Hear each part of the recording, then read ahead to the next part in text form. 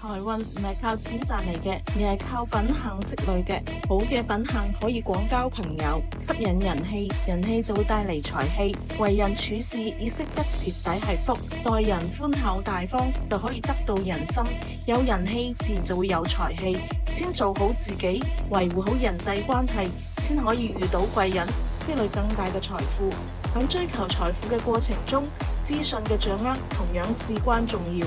華爾街討論區係一個極好嘅資源，唔單止提供即時嘅市場分析同專業嘅投資建議，仲有互動討論區，可以幫你做出更明智嘅選擇。網站內有大量嘅專題文章同焦點話題，幫你搞清楚唔同類型嘅風險，等你喺決策前擁有更全面嘅資訊，就唔容易錯過每一個潛在嘅機會，避免錯失投資嘅最佳時機。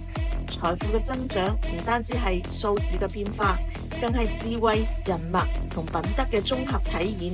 資訊決定選擇，選擇決定未來，而正確嘅資訊就好似一面鏡，幫助我哋睇清楚方向，做出更明智嘅選擇。